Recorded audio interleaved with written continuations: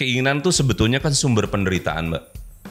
Setiap punya keinginan berarti ada effort lain yang harus kita lakukan kan. Nah itu kan penderitaannya luar biasa. Nah itu kadang-kadang banyak pasangan yang menderita soal itu. Nah itu gimana tuh nyikapinnya? Karena kadang-kadang kan si pasangannya juga nggak mau tahu. Gue pengen ini. Pasangan tapi dia nggak mau intimasi. Misalnya udah nikah gitu ya, nggak mau intimasi. Nah itu juga problem. Jadi kalimat pertanyaan pilihan lebih baik mencintai atau dicintai itu jadi salah dong. Karena harus saling mencintai berarti. Atau kasus ya punya banyak uang, dia merasa bahwa udah kasih istrinya uang aja, gift. Ternyata istrinya nggak butuh itu, dia maunya itu waktu kualitas yang bersama gitu ya, tuh sentuhan gitu ya. Makanya jangan memutuskan untuk berkomitmen pada saat masa romantis.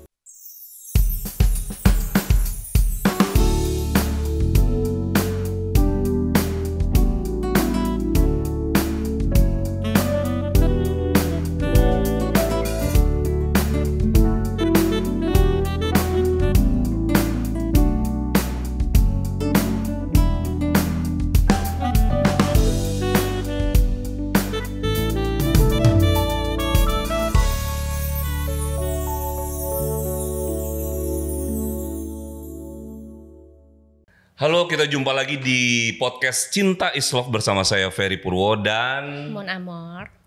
Oke, hari ini kita mau bahas cinta lagi yang pasti, tapi dari sudut pandang seorang psikolog. Dan pastinya juga bahasnya lebih ke urusan psikologi. Nah, kita udah ada bintang tamunya dengan Mbak Rahmawati Sanusi, seorang psikolog. Apa kabar Mbak Uti? Saya manggilnya Mbak Uti ya? Boleh panggil. Oke, siap. Kabar, Mbak Miss Uti. Alhamdulillah baik. Baik ya. Saya lihat sih emang baik sih Mbak. Kalau nggak baik kan nggak di sini ya, di rumah sakit. Mbak Uti, kegiatannya apa nih sehari-hari? Biasanya kalau selain pasti ngurusin orang-orang yang rada-rada stres, agak miring gitu ya Mbak? Gimana sih Mbak? Kesibukannya praktek lebih banyak. Prakteknya ada di beberapa tempat, yaitu yang maka saya bilang banyak menyita waktu gitu. Kegiatan itu. Jadi saking menyita waktunya, tapi Mbak masih tetap punya cinta kan buat keluarga? Alhamdulillah, karena makanya kenapa senang jadi psikolog, karena bisa mengatur waktunya sendiri gitu. Jadwalnya bisa kita negosiasikan. Yeah. Kalau di kantor kan nggak bisa ya.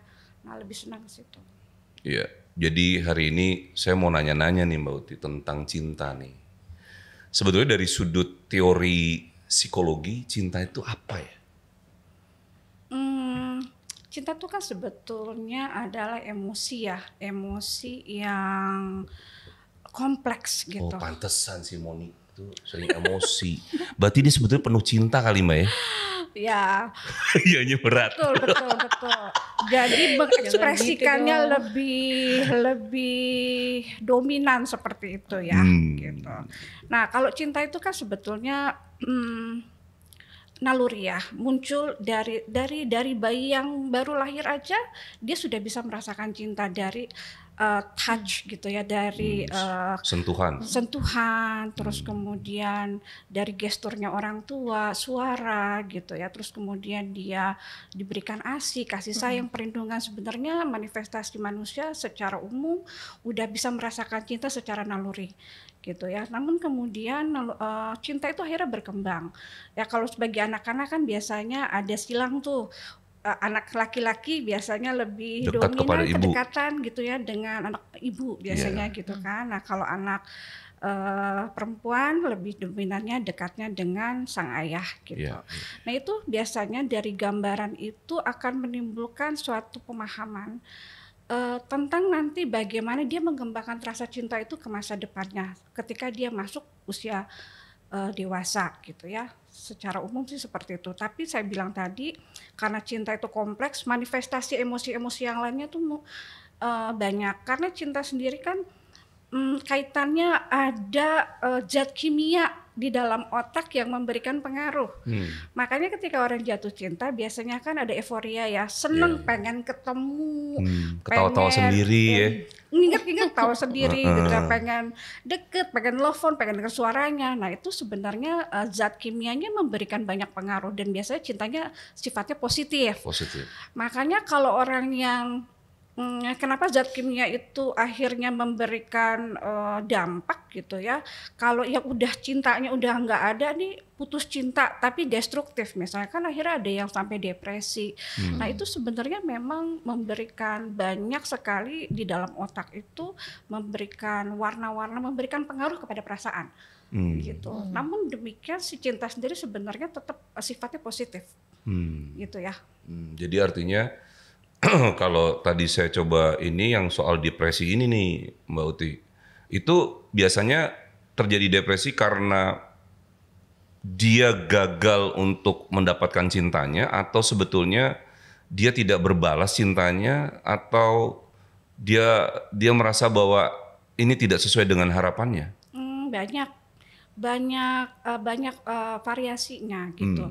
Bisa karena gagal dalam membina hubungan untuk ke arah yang lebih dalam gitu ya, atau juga karena memang, tapi kalau saya rasa kalau cinta bertepuk sebelah tangan kita nggak bisa bilang cinta ya, itu lebih karena suka gitu. Karena kalau cinta itu manifestasinya harus ada interaksi dua belah pihak, nggak bisa cuma satu aja. Kalau yang satunya cuma PHP jadi terkesan kayaknya cinta, atau dia punya perasaan tapi sebetulnya dia memaintain fans, tuh banyak loh kayak gitu. Jadi ada, tapi itu kan istilahnya lebih bukan. Kalau cinta kan lebih dalam ya, lebih kompleks. Kalau itu lebih erat kaitannya karena memanage suatu relationship. Karena cinta sebenarnya kan interaksi dengan sosial gitu ya, baik dengan individu atau kelompok sosial sebenarnya. Tapi kan itu lebih dalamnya, lebih beda. Kalau yang dibilang cinta tuh kompleks karena dua belah ada saling keterikatan, ada kebutuhan yang sama, visi misinya sama gitu ya, tertarik satu sama lain. Ya, terus kemudian ada emosi yang terlibat seperti. Nah cinta sendiri kalau kita lihat terlibat tuh maksudnya seperti ini. Ada ketertarikan, gairah gitu ya, terus kemudian ada intimasi gitu biasanya, terus kemudian ada komitmen ke arah ke situ. Nah itu biasanya dilihat kalau cinta secara psikologinya tuh ada 3 aspek yang tadi saya bilang tadi gitu. Tapi kalau saya lihat dari pernyataan Mbak Uti nih, bahwa cinta itu berarti harus berbalas baru disebut cinta dong. Kalau misalnya saya nih mencintai seseorang, tapi orang yang saya cintai itu tidak punya perasaan apa-apa sama saya, tapi ternyata saya bisa. Mereka banyak banget. Enggak, maksudnya dia ini bisa jadi dekat sama saya nih, tapi dia nggak mencintai saya, jadi biasa aja gitu. Itu tidak disebut cinta jadinya. Saya rasa tidak ya, karena kalau cinta itu memang kan harus menghasilkan energi yang positif. Cinta itu? Yes, karena cinta itu nggak toksik gitu ya. Maksudnya gini, cinta itu kan bisa membawa kebahagiaan kan. Nah kalau cuma satu belah pihak aja gitu kan, berarti yang hanya perasaannya hanya mentransfer, dia aja yang mentransfer gitu, nggak ada. Jadi kayaknya cuma satu belah pihak aja, tapi kan biasanya banyak nih yang juga cintanya seperti itu ya, biasanya orientasinya bisnis. Ya kan kayak gitu muncul. Tapi kalau secara umum saya tidak bisa mendeskripsikan bahwa hal itu bisa dikatakan cinta, karena cinta itu akan memberikan nilai positif karena berduanya itu merasakan bahagia gitu loh maksudnya. Lebih secara umum tuh seperti itu ya. Oke. Jadi kalimat pertanyaan pilihan lebih baik mencintai atau dicintai itu jadi salah dong, karena harus saling mencintai berarti. Lebih secara umum sih normatifnya ya, kita ngomong normatifnya harusnya dapatnya dua-duanya. Tapi ada yang memang cuma berjalan searah itu tuh ada banyak sekali. Tapi kan ada kompromi atau latar belakang problem yang mereka diskusikan akhirnya menjadi seperti itu gitu. Ya pasti ada point of view dari hubungan seperti itu kan ada dasarnya gitu ya. Jadi kita kan cuma lihat dari resultnya aja, tapi pasti ada hal yang mendasari kenapa akhirnya berjalan seperti itu.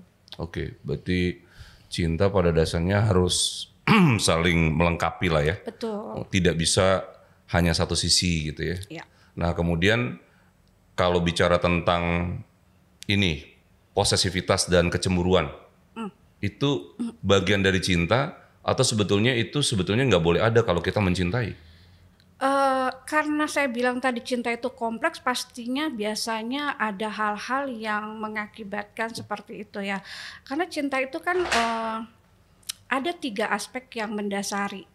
Ya, contoh misalnya kalau cintanya itu aman, Aman dalam artian kita membuat satu komitmennya secure, kita nyaman gitu, dan pasangannya saling memahami karakteristik, kekuatan dan kelemahannya masing-masing dan respect gitu ya. Jadi itu biasanya berkembang menjadi karir yang positif. Tapi kalau konsep salah satu pasangannya konsep dirinya sendiri tuh nggak cukup oke. Misalnya dia ada lack of trust gitu ya. Nah hubungan ini kan akhirnya kalau lack of trust kan akhirnya dia harus selalu memvalidasi bahwa pasangannya, dia tahu pasangannya di mana gitu, dia harus menghubungi. Jadi ada keresahan, kegelisahan dalam hatinya sehingga dia harus selalu mengetahui lokasi atau pasangannya ada di mana gitu. Nah, karena yang tadi itu cinta atau ego, Mbak?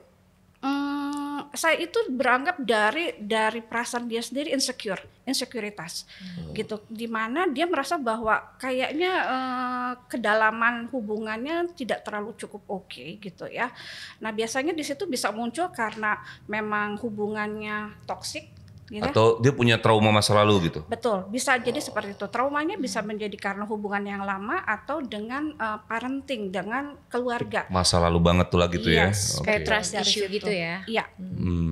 Gitu. Terus kemudian juga ada lagi yang pasangan tapi dia nggak mau intimasi. Misalnya udah nikah gitu ya, nggak mau intimasi, nah itu juga problem. Gitu. Nah problem berarti kan kita mesti lihat, nah itu dari ada yang dibilang mungkin traumanya tadi gitu ya.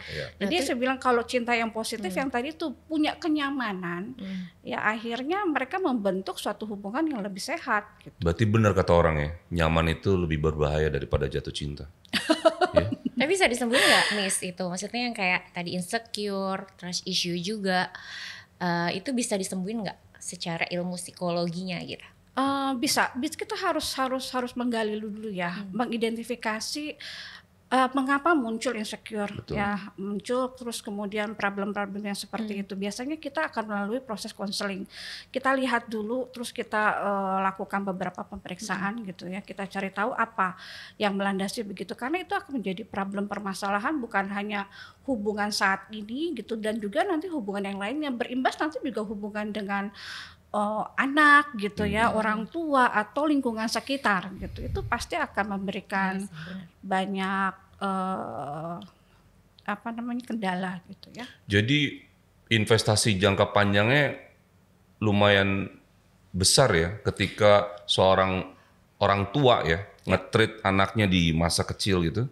Itu punya investasi di masa depannya luar biasa loh. Ya, betul sekali. Karena akhirnya bisa punya luka yang tergores lalu itu sulit untuk disembuhkan secara tidak langsung, mungkin di bawah alam sadar gitu kali ya? Yes, betul sekali itu.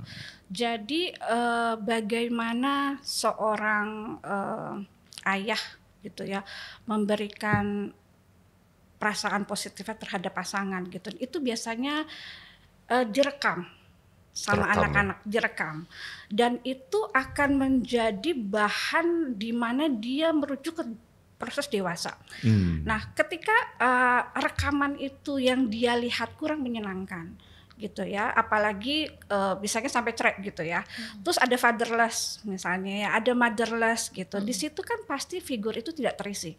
Dan itu biasanya akan menimbulkan perilaku-perilaku yang nantinya memang kurang tepat gitu ya, atau maladaptif gitu nanti di usia dewasanya. Itu memang harus disadari. Nah tapi kebanyakan orang-orang yang punya seperti itu nggak sadar juga gitu, nggak menyadari. Biasanya orang di sampingnya ya, orang-orang terdekat yang biasanya akan notice gitu. Betul. Yang bikin kaget-kaget sendiri ya, kok begini ya gitu ya. Oke. Nah terus kalau seperti itu yang tadi di masa lalu begitu luar biasa kejadiannya, hanya bisa dilakukan mungkin yaitu konseling tadi berjenjang kali ya? Iya betul. Oh gitu.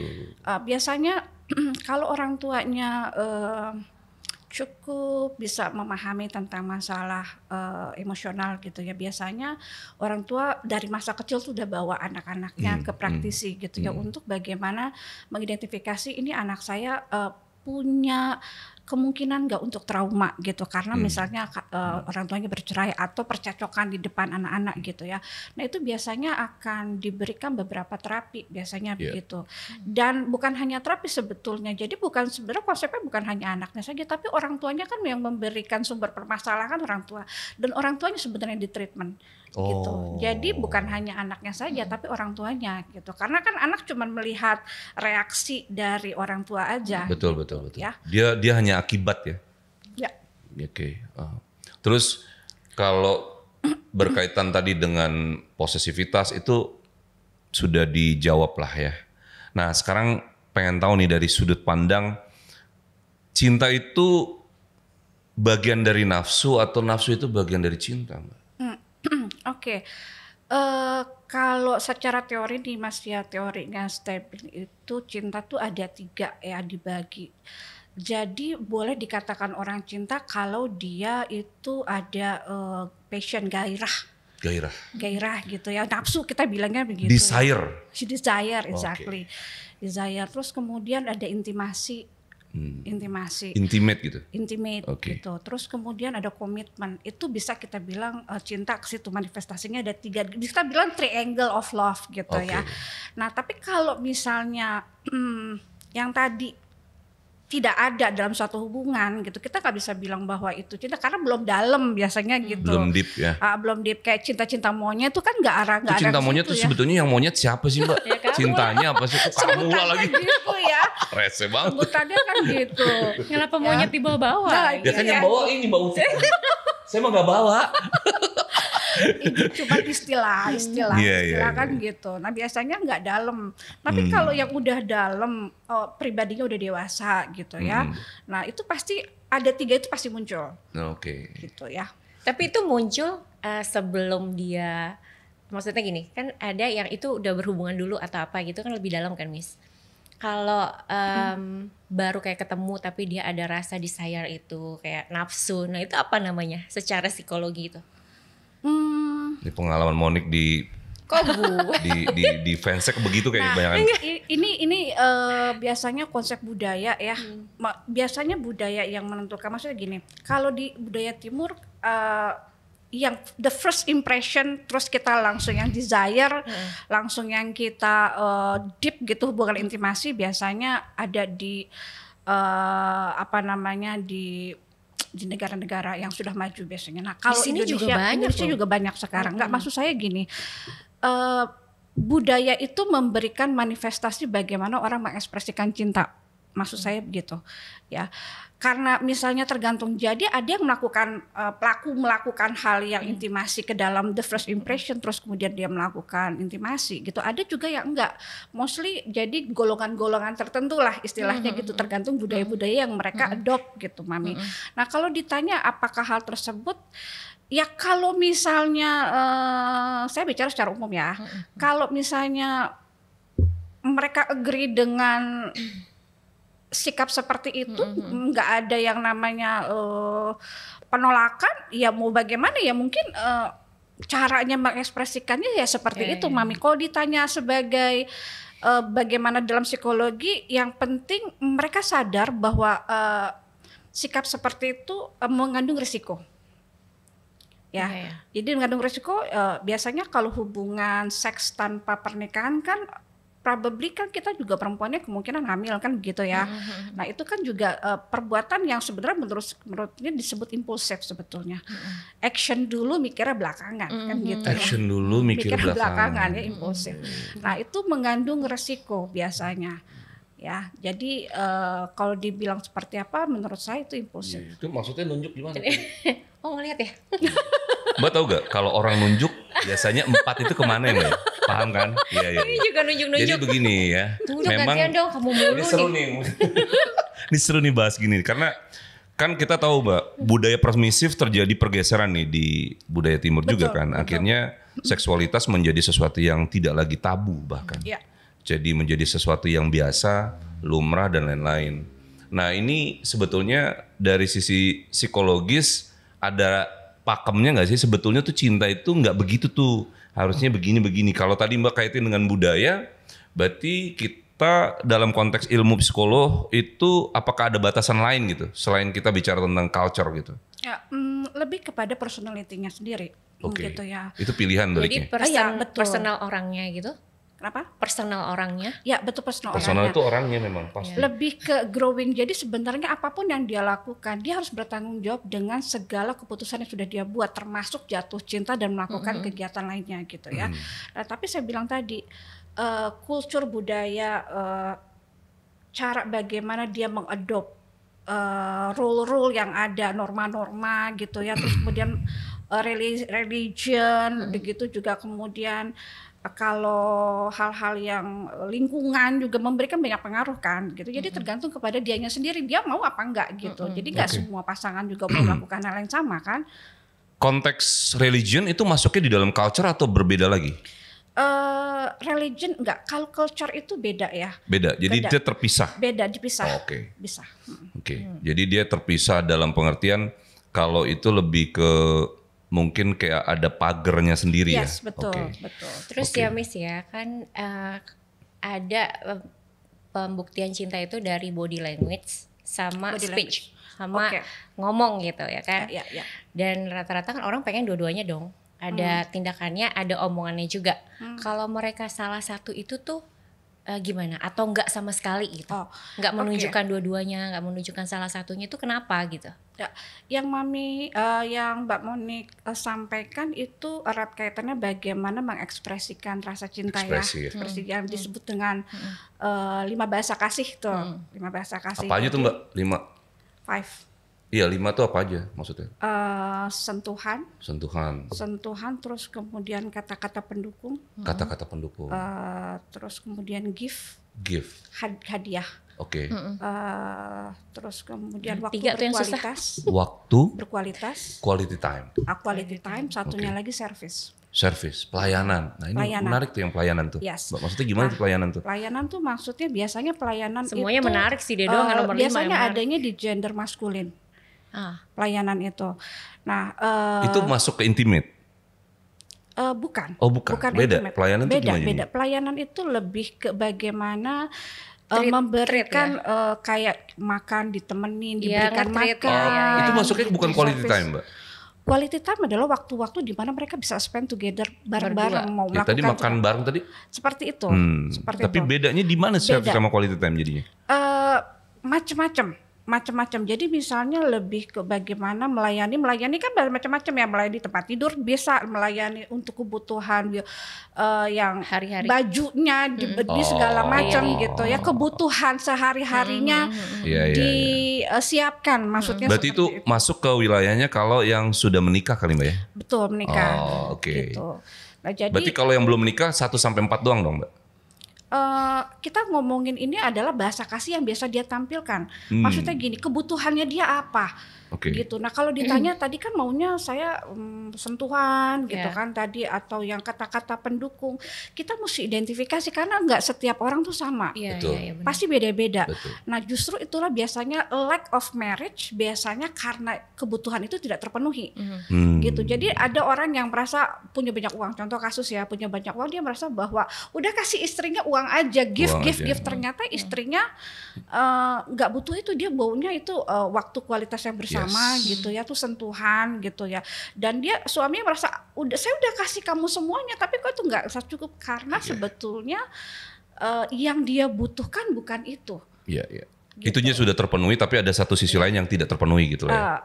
Bukan terpenuhi. Jadi itu merupakan faktor eksternal yang bukan fundamental. Maksudnya gitu. Jadi yang fundamentalnya itu justru dia merasa bahwa waktu khusus buat dia, sentuhan itu yang membuat jadi dia kayak insecure-nya hilang. Dia merasa bahwa dia dicintai gitu ya, merasa bahwa aman.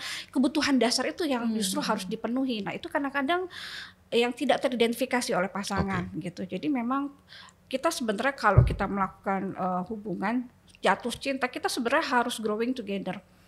Harus tahu nih kebutuhannya apa sih gitu, cara bagaimana mengekspresikan rasa cintanya seperti apa gitu, dan selalu melihat dari perspektif yang positif gitu. Jadi kalau kita ngeliat yang negatif terus rasanya nggak klop-klop gitu ya. Nah jadi perspektifnya harus yang lebih positif gitu. Kalau tadi Mbak bilang pemenuhan kebutuhan adalah bagian dari service, Ya, bagian servis itu salah satunya pemenuhan kebutuhan kalau nggak salah. Iya, salah satunya. Kalau pemenuhan keinginan tuh masuk yang mana, Mbak? Keinginan seperti apa? Kan karena kalau bicara kebutuhan kan beda dengan keinginan ya. Iya. Kalau kebutuhan kan sesuatu yang sudah ya pakemnya lah, misalnya dia butuh apa-apa itu clear gitu. Tapi kalau keinginan itu kan sesuatu yang kadang-kadang di luar dari kebutuhan. Itu masuknya yang mana tuh? Kita mesti identifikasi dulu kebutuhannya seperti apa. Contoh misalnya kalau istrinya nih misalnya senengnya tas gitu ya misalnya. Nah itu keinginan apa kebutuhan, Mbak? Nah itu kan bisa masuknya ke gift. Oh, ke gift ya, keinginan ya. Gitu ya, masuk ke gift. Jadi dia notice dulu, oh istri aku senangnya ini, berarti supaya pas gitu ya, senangnya hadiah gitu, kita kasih itu berarti pas kan gitu. Dan itu biasanya kebutuhannya jadi. Cuman masalahnya pas gak di kantong gitu ya. Karena jujur ya Mbak, karena kita tahu kan kalau bicara konsep keinginan tuh sebetulnya kan sumber penderitaan Mbak. Setiap punya keinginan berarti ada effort lain yang harus kita lakukan kan. Nah itu kan penderitaannya luar biasa. Nah itu kadang-kadang banyak pasangan yang menderita soal itu. Nah itu gimana tuh nyikapinnya? Karena kadang-kadang kan si pasangannya juga nggak mau tahu. Gue pengen ini, gue nggak mau tahu deh. Semua menderita gitu. sih, mungkin kamu kali. Enggak, ini beneran. Jadi kan nggak semua ya. Mungkin keinginannya di luar ekspektasi, maksudnya di luar nggak realistis gitu maksudnya gitu ya. Kan? Nah berarti memang ego ya. Berarti kan si pasangan yang nggak mengerti si betul. ini dong, jadi pasangan satunya lagi. Jadi nggak kompromi nih di antara pasangannya. Berarti itu jatuhnya menuntut nggak sih, Miss? Salah ya satunya, kan? ya betul. Salah satunya berarti kan nggak kompromi. Biasanya kan kalau keinginan itu bisa menjadi terrealistis karena ada kompromi tadi. Misalnya nggak punya uang tapi istrinya senang, oke aku nggak bisa kasih sekarang, gimana kalau nanti butuh it takes time baru saya bisa kasih gitu. Seperti itu kan salah satu kompromi ya, tapi dipenuhi gitu ya gitu. Itu masalah waktu sih, dan bisa atau enggaknya lebih ke kompromi sih untuk memenuhi kebutuhan sebenarnya kompromi gitu. Ya terus ya Miss, yang penting makan tidak kompromi ya kan? Iya enggak, itu kebutuhan kan Mbak, tadi saya bilang itu kebutuhan. Nah kayak tadi yang kita bicarakan soal keinginan nih ya. Terus ya Miss, kita bisa bedain nggak secara psikologinya, ini orang tuh suka sama kita, ini orang tuh pura-pura suka, ini orang memanfaatkan. Nah 3 itu, suka, pura-pura suka, sama memanfaatkan. Bisa nggak dilihat dari entah body language-nya. Karena kan masih ada nih entah cewek atau cowok yang masih on gitu ya kan, ngerasa kayak itu suka dia. Iya, jauh usah berasa. Jadi kayak ngerasa kok dia suka banget sih, padahal sebenarnya itu cowok pura-pura gitu atau memanfaatkan doang. Ya, itu agak cukup sulit untuk dilihat kalau dari kacamata orang yang normatif gitu ya. Nah biasanya memang perempuan akan jatuh cinta kalau ada suatu pasangan yang suka sama kita kayak bombing gitu ya, love bombing gitu ya, dengan kalimat, dengan perhatian, dengan apa segala macam. Tapi kan kita nggak bisa tolak ukur tuh sebenarnya arahnya maunya kemana. Betul. Gitu ya. Nah jadi mungkin lebih baik adalah menunggu gitu. Maksudnya menunggu adalah menjalin komunikasi sehingga sebenarnya kita tahu nih it takes time. Jadi butuh proses yang lama untuk mengidentifikasi hal tersebut gitu. Jadi lebih banyak. Baru berasa mungkin ya. Iya gitu. Jadi jangan, biasa gini, kalau orang jatuh cinta semua jadi toleransinya rendah. Toleransinya tinggi dong berarti Mbak? Enggak, maksudnya gini, dibolehin semuanya gitu ya. Dibolehin semua. Jadi nggak ada boundaries, nggak ada aturan gitu. Maksudnya gitu. Jadi nggak ada syarat ya. Nggak ada syarat-syarat tertentu gitu. Nah tapi ketika kan kalau jatuh cinta ada fase periode ya, namanya jatuh cinta gitu ya. Oh udah periodenya Mbak, udah kayak presiden dong, 5 tahun gitu. Ya, dalam artian gini, ketika orang jatuh cinta tuh kayaknya semuanya indah apa segala macam gitu ya, ngelihat pokoknya bagus-bagus yang ditampilin gitu. Nah itu kan kita bisa masa romantis kita sebutnya. Ya masa romantis, tapi ketika udah berjalannya waktu, hubungannya tetap berjalan gitu. Kemudian nanti ada nama masuk realistis. Di situ akan lihat bahwa pasangan kita ternyata kalau marah ngomongnya begini ya, gitu. Terus ternyata dia nggak on time ya, nggak apa, kan akhirnya muncul. Nah itu disebut dalam fase realistis. Nah kita kan bisa ngukur sebetulnya. Jadi kayak kita membandingkan nggak sih, awalnya dia tuh begini, kok makin kesini makin gitu.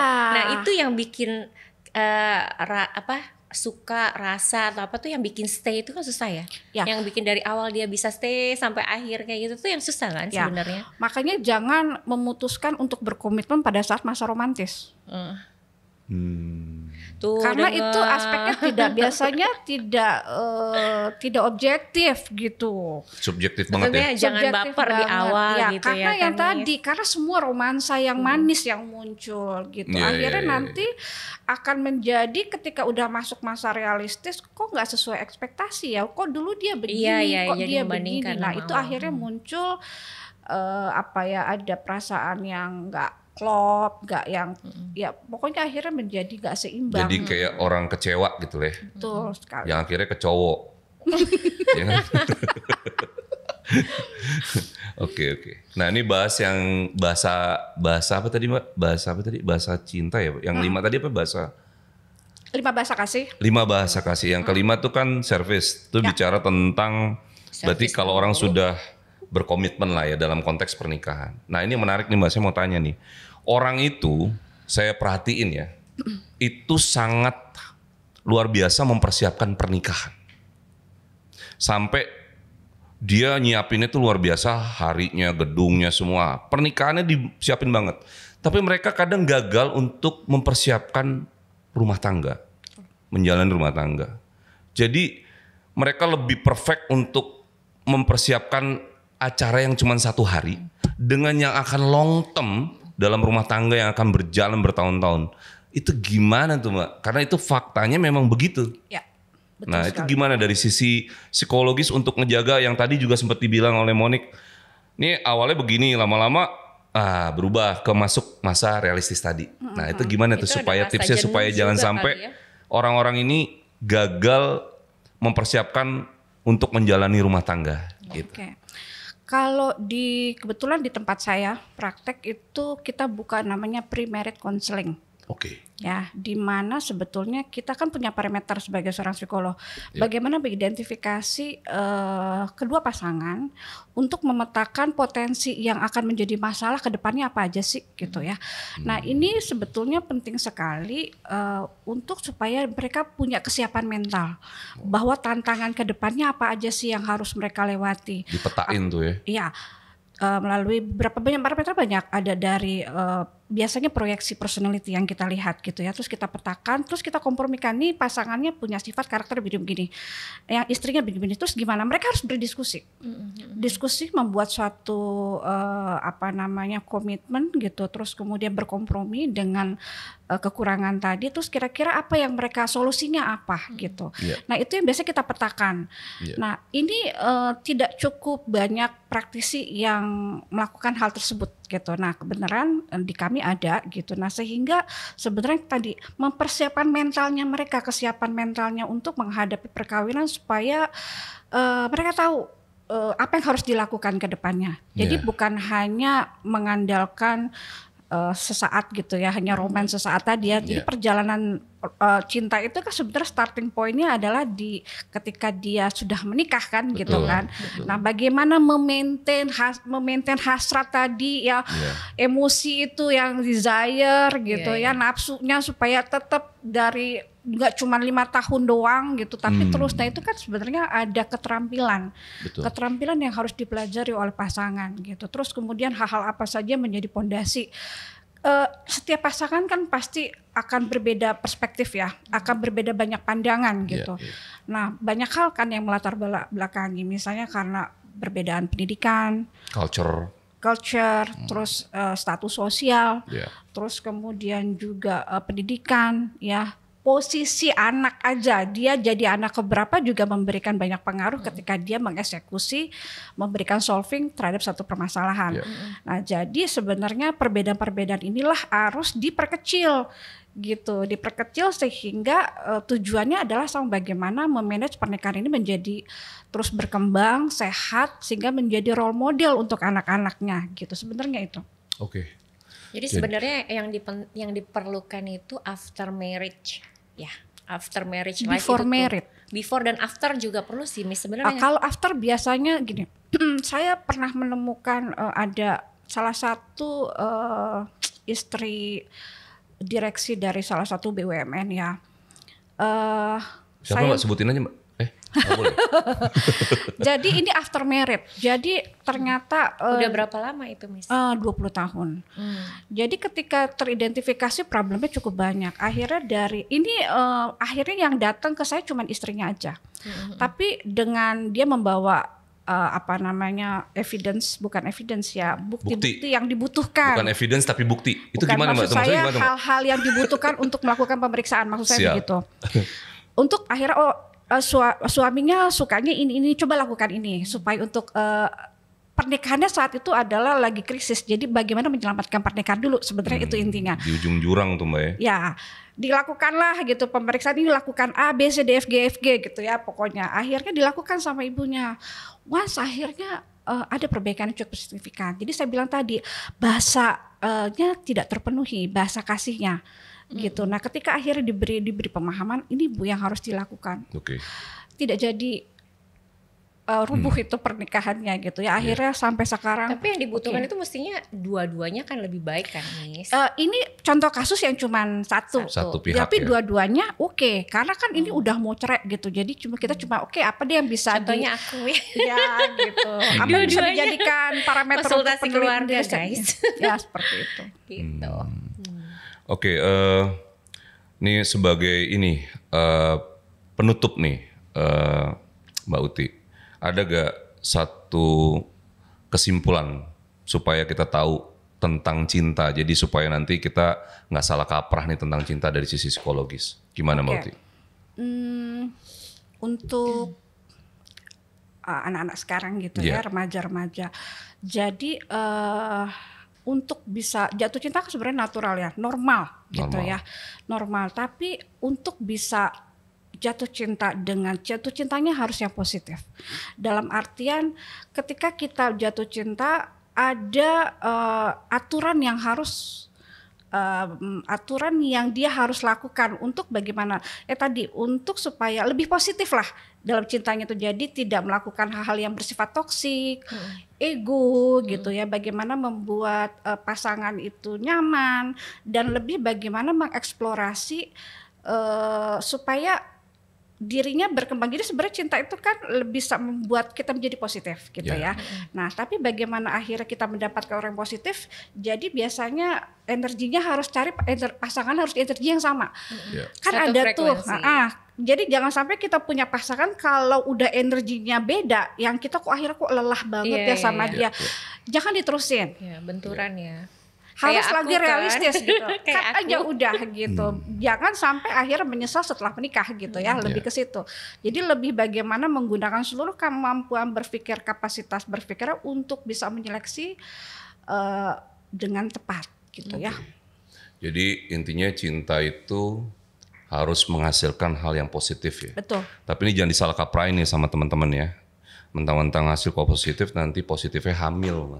Nah ini kan bahaya ya, jadinya harus hati-hati nih menafsirkannya nih. Oke, terima kasih Mbak Uti atas waktunya, dan buat teman-teman juga jangan lupa nonton podcast kita terus, Cinta is Love. Jadi nanti kita akan bahas hal-hal lain. Jadi sampai di sini dulu yang tema hari ini. Sampai jumpa. Bye.